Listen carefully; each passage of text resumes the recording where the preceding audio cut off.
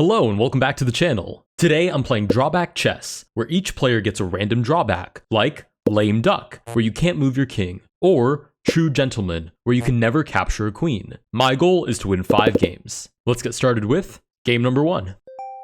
Alright, I've done one video where I revealed my drawback to everybody, one where I did it only if my opponent did it first, and this time I'm not going to reveal my drawback to anybody. Our drawback is leveling up. You can't capture a piece until you've captured its predecessor in the list. The list being pawn, knight, bishop, rook, queen, king. Okay, so I have to capture a pawn first, so let's go ahead and start with that. It's basically just unlocking capturing abilities, which shouldn't be too difficult. Okay, we've unlocked pawn, now we have to capture a knight next. Let's play bishop to g4, pin the knight. I think the sooner we can capture one of each piece, the easier this is going to be for us because we won't be limited by anything, and presumably our opponent will still have a drawback. Okay, opponent took with the pawn, which is very curious because it doubles the pawns and decides not to develop the queen. Let's play knight to f6, knight to c3, e6, try to develop the bishop. Okay, maybe we can play knight back and get a bishop trade. Nice. Please accept the bishop trade, and then I can unlock rook, queen, and king. Nice. I've unlocked the first 3. Rook, queen, and king are the last ones. Oh, interesting. So I guess I can't even take my opponent's king until I take the queen, which is actually a huge problem. Let's play a6 to cover the square for both of these minor pieces. Rook to e1 with the threat of knight takes d5. Let's play queen to d6, protecting the pawn. Bishop to g2. Sure, let's develop the knight. I'm sure the idea is f4 and then taking the pawn. We do get f4. We are threatened to take the pawn. Let's go ahead and castle long. We still have to trade rooks before we can trade queens. And we still have to trade queens before we can trade kings. So we've got a ways to go still. Rook to e2. I guess I should get on the task of opening up a file somehow, but that seems enormously difficult. Maybe if I play like rook here, f6, e5. Takes. Might be a way to get a rook trade, so let's give that a try.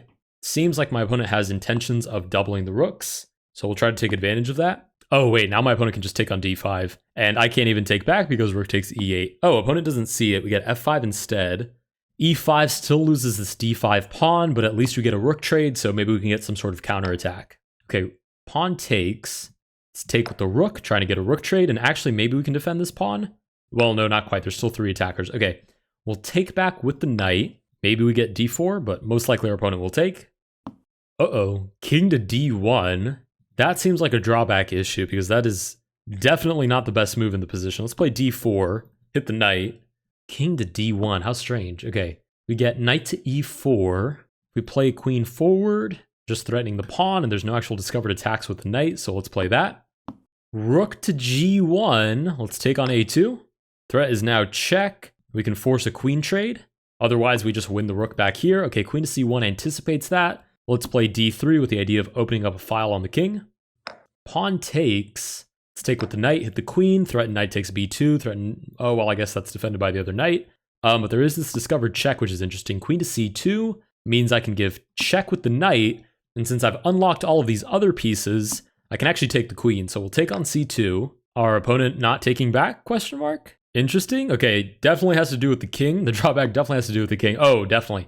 Knight to c5. Let's play check with the idea of taking the rook behind the king. And since we've now unlocked all of these different pieces, we can actually win the king. Okay, opponent reveal their drawback, true love.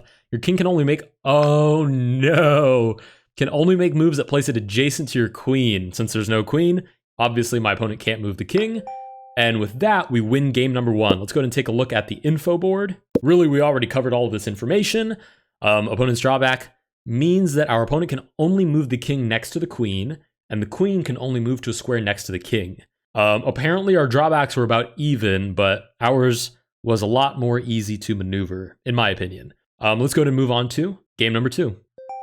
All right, game number 2, we get the same opponent. I have a funny feeling there are not that many people online, so I do apologize if we play a lot of games with this person.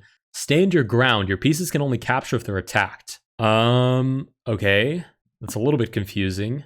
So, like, I guess if I play d5 here, and my opponent took, the only pawn, the only piece I could take with is the pawn, because the pawn would be attacked by the d5 pawn. But I wouldn't be able to take with the queen because the pawn doesn't actually hit my queen. That's definitely going to cause me an issue because that was difficult to explain. f4, free pawn, and I could take it because my opponent's pawn was hitting me back. Hopefully that makes sense. Knight to e2. Okay, opponent's drawback must be absolutely abysmal. So for example, if I played bishop to g4 here trying to take the knight, I wouldn't be able to capture because the knight isn't actually hitting my bishop back. So let's play knight to f6 here. I should probably try to keep all my pieces nice and close together so there's at least a higher chance of them actually defending each other. Okay, knight to c3. If my opponent takes, I can actually take back because the knight would see my other knight. Let's play... Actually, bishop g4 would just be free. So let's play bishop to f5. h3. Let's play h6. If g4, I drop the bishop back. Nice, we do get g4, drop the bishop back. Maybe f5 was the idea. Seems to weaken these squares a whole lot. Bishop to g2. e6. Just continuing with normal development, maybe looking for some sneaky ideas. Bishop to e3. Opponent decided not to take. Oh, right, because I have two defenders. Wow. Blind as a bat. Should not have decided to record this late.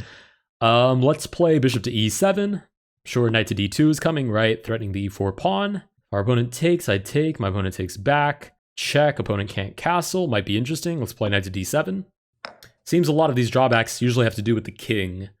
So let's play check. See if our opponent can just shuffle out of the way with no issue. Opponent having a deep thought here. Maybe having to cover with one of these other pieces. Oh, that's right. I forgot you can castle out of check and drawback. Because you don't win here by checkmate. You actually win by taking the king. So being put in check doesn't actually mean anything. You can just still castle out of it. So let's go ahead and castle ourselves. c3. f5 here is super interesting. Opponent takes, I take back, but then traps my own bishop. So it's not the best thing in the world. Let's play knight to f6. Try to remove this strong centralized knight. Oh my goodness. I can't actually take back. Because, okay. All right, let's move the king out of the way. If our opponent takes, I still can't take back. Oh, no. Okay, shuffle the rook out of the way.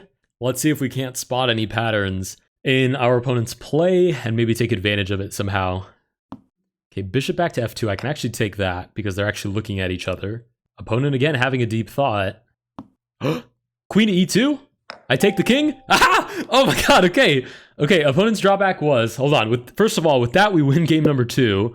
Let's go ahead and throw up the info board. Okay, you won. Your opponent's drawback was shell-shocked. Whenever your opponent captures, pieces adjacent to the capture can't move for one turn. Oh, that was perfect. Hold on, let's look at the board one more time. Yeah, that was absolutely perfect because my opponent's king was looking at my bishop, but my opponent's king couldn't actually move. But my bishop could move because it was quote-unquote attacked by the king. All right, splendid way to win game number 2. Let's go to move on to game number 3. Okay, game number 3. Okay, our drawback is Botez Gambit. At the start of turn 11, you must not have a queen, and your opponent must have a queen. You've got to be kidding me.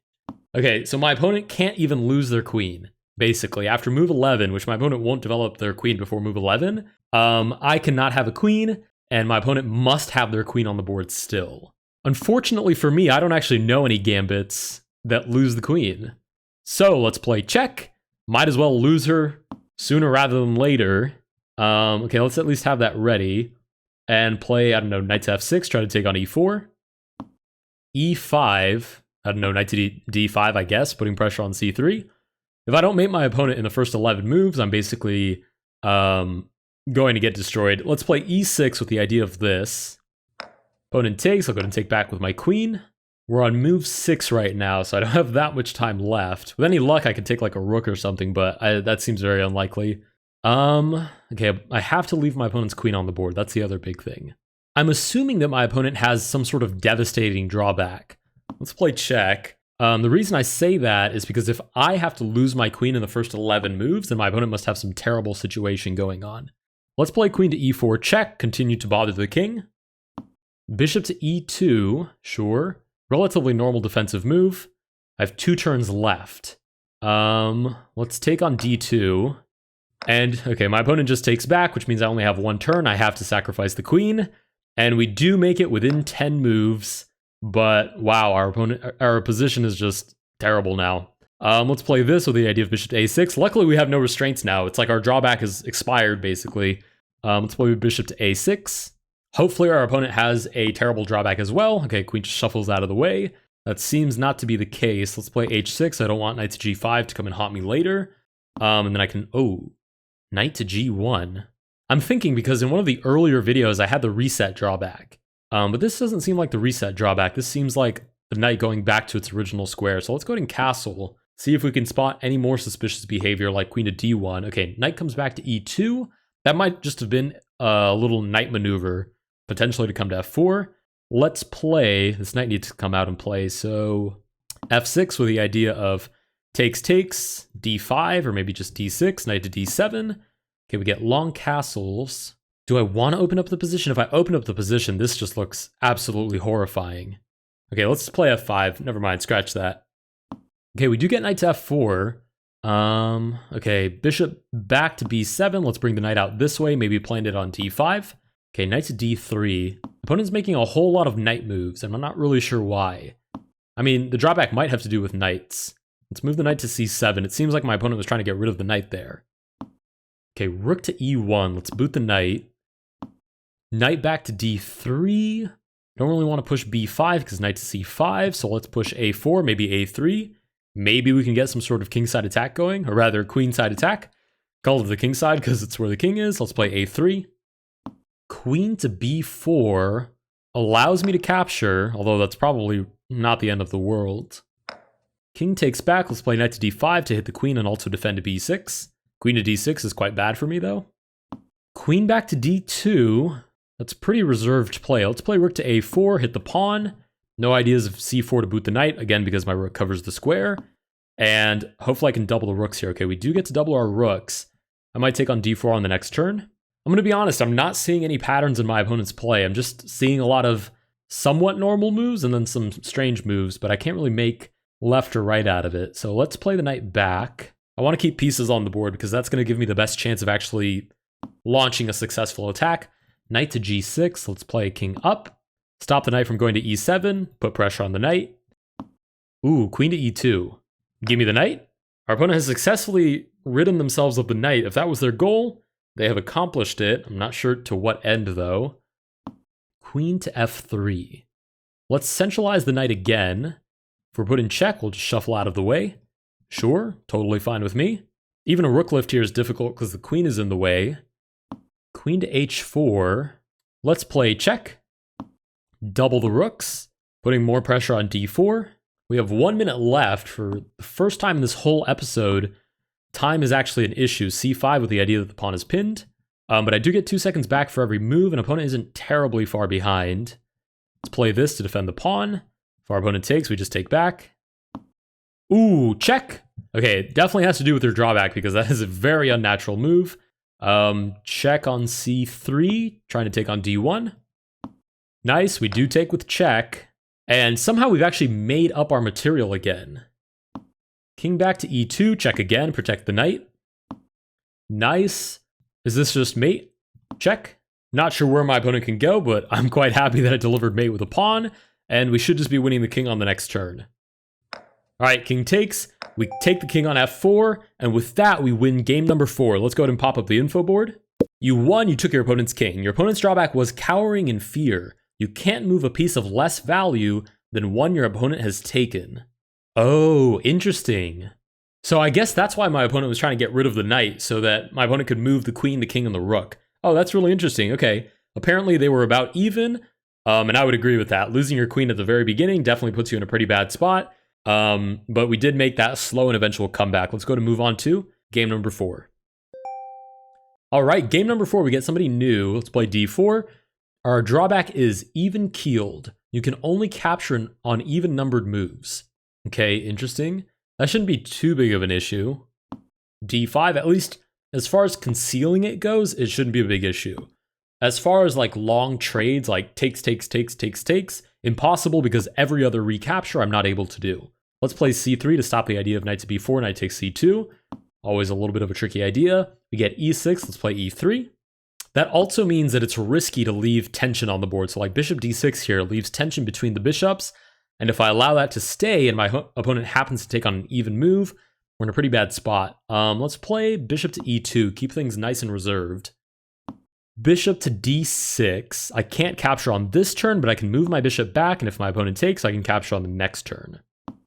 Okay, now I can capture, and I really don't want to risk my opponent taking my bishop, so I will take. even though that might give my opponent a hint as to what my drawback is. It's a sacrifice I have to make. So let's play knight to d2. Very, very passive version of London. Knight to e4. I can capture, so I will.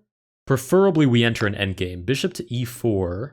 Okay, again, there's tension on the board, and I really don't want to allow it to stay. But I think it's unlikely for our opponent to take. So let's castle short and roll the die on this one. Okay, our opponent castles long. I can capture on this turn, but I can't capture on the next. So let's move knight to d2, hit the bishop, maybe ideas of c4. Nice, we'll go ahead and play c4. We couldn't capture on the turn that we just played, but we will be able to recapture on the next turn. So that should be good. Nice, we'll take back with the knight, hit the queen. Queen to d7, line up the rook with the king. Obviously, we're doing our best to pretend that everything is okay, even though we have a pretty crippling drawback. I mean, if my opponent knew what my drawback was, my opponent could just like take here right now, and I wouldn't be able to take back on the next turn.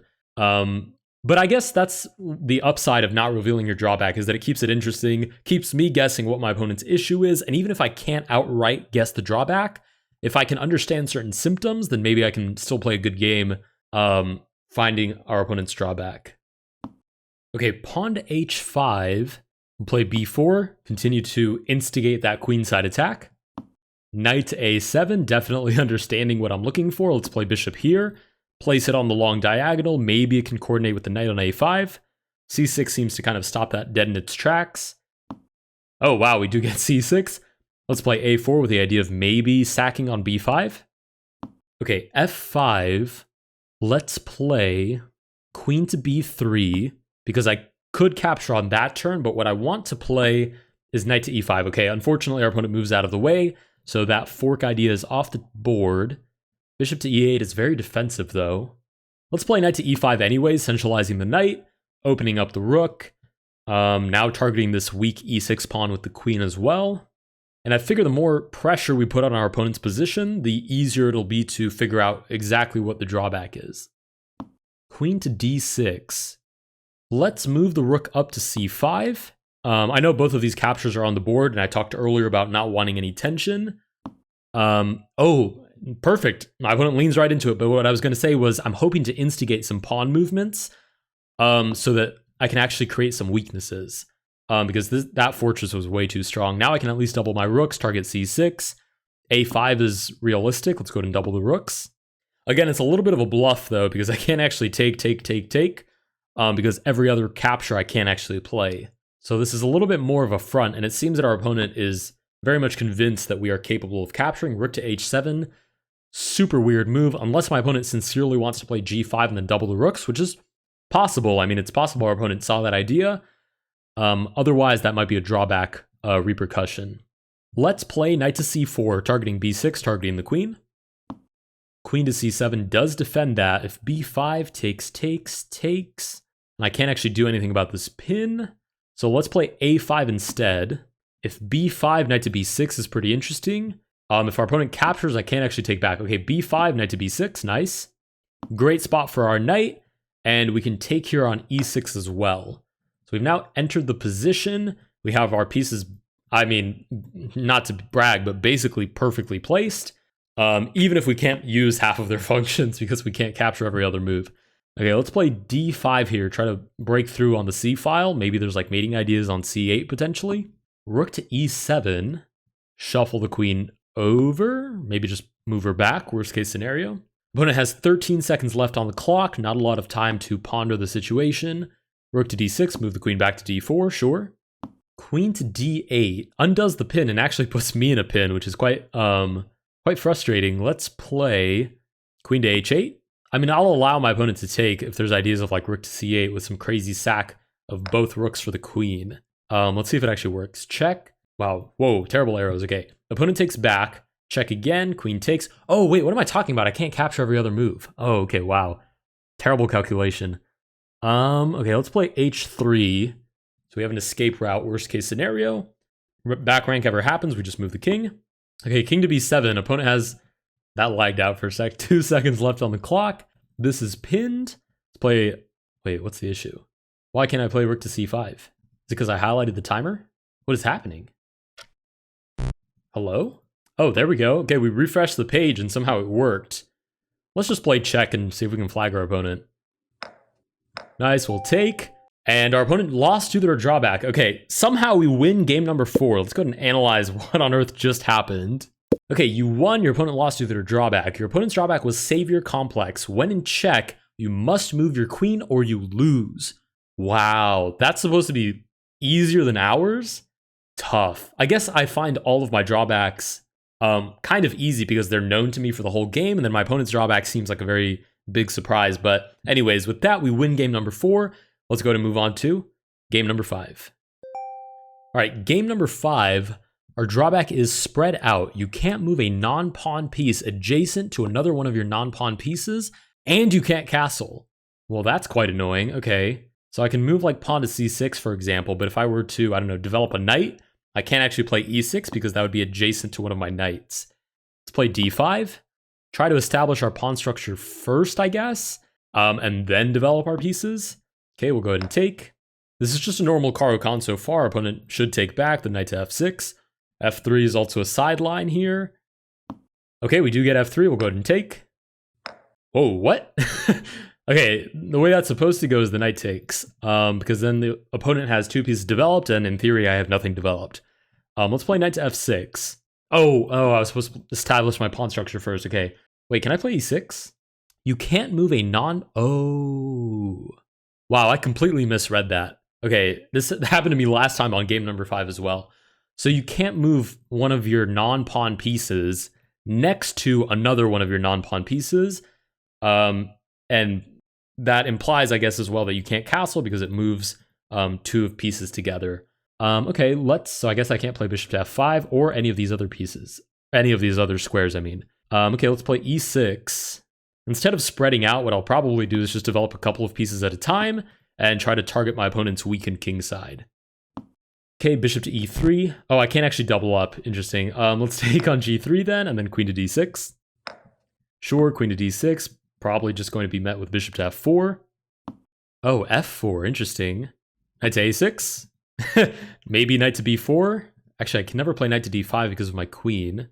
Okay, queen to d2. I can never castle. Wow, that's quite rough. Let's play knight to g4. Maybe we can get this trade. And then queen back to e7, and then something like that. Oh, never mind. Maybe something like that after. I mean, I'm hoping my opponent's drawback is equally terrible because ours is quite difficult.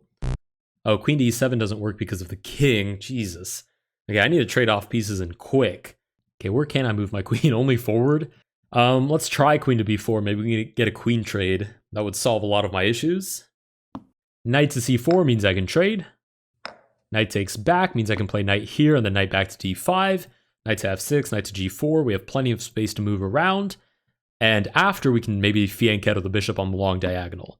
Oh, trade, sure. I'm happy to trade. I mean, I need trades because 1, it means my king can stay in the center without it being a weakness. And number 2, obviously I have less pieces that can't stand next to one another. Let's play this, maybe target d3 since these are doubled pawns. Knight to f3 means we can target the pawn. If knight to e5, probably have to defend this pawn first and then f6. Okay, let's play f6 right away, stop the knight from moving to either of those squares. And, oh, I actually can't even bring my rook to target this pawn because of my king. Okay, let's play this and defend this pawn. Okay, rook to c3. Clearly getting ready to pile up on this pawn with the doubled rooks. Is that actually an issue? If my opponent takes, I take. My opponent takes, and then I take the pawn. It is because of check. Okay. Oh, I can't even move the bishop. Oh my goodness. Okay. I can move it to b5, though, to defend this. Then there's b3, a4, which is quite terrible. Okay. You know what? We're cutting our losses. We're going for a crazy attack on the king side, and my opponent is welcome to take this pawn. I will just simply dodge the trade, move my king to safety, maybe pick up this pawn on d3, place the bishop on the light squares, do the same with the king, and we'll see what kind of mischief we can cause on the king side. Okay, knight moves back. Let's start with h4. Now that the knight doesn't cover h4 anymore, h4 is a plausible push for us. Ooh, trade. Happy to trade. Okay, interesting. Our opponent maybe elects to fix their pawn structure over winning this pawn. Let's play h4, or this has something to do with their drawback. Okay, let's go ahead and take back on h4. Threatening f4, threatening check, threatening double rooks. Rook to f3, we double, now threatening check and winning the rook behind it. This is pretty much exactly what we needed. We needed an endgame where there isn't too much probability of needing to place any of these pieces beside one another. Let's go ahead and target b3, maybe rook d3 defends it. Oh, king to e4 is definitely a creative way to defend it. Let's play king here with the idea of f5, winning the game with this little sneaky checkmate. Oh, nice. It seems our opponent allows it. Let's play check. King d3 here is necessary, or at least king to e3. Okay, we take with check. Nice, check again. Trying to disconnect the king from defending the rook. Okay, rook to f2 means I can give this check and then win it by skewer. Nice, let's take. If our opponent takes, we just play king to f6. Nice. Obviously, we lose this pawn, but this is looking pretty good. Rook over with the threat of mate. d4 seems to be the only way out, which I'm just going to meet with c5. I mean, gladly allow my opponent to take this pawn if I can just deliver checkmate. Nice, we do get that capture. We play check. No way to get out of this check, so whatever our opponent plays next, we take the king. And with that, we win game number 5. Let's go ahead and check out the info board. You won. You took your opponent's king. Your opponent's drawback was monkey c. You can only capture with piece types that your opponent has captured with. Oh, interesting. So if I haven't taken with anything with my king, then my opponent can't take anything with their king. That's pretty stinky. I'm going to be honest. It's pretty rough.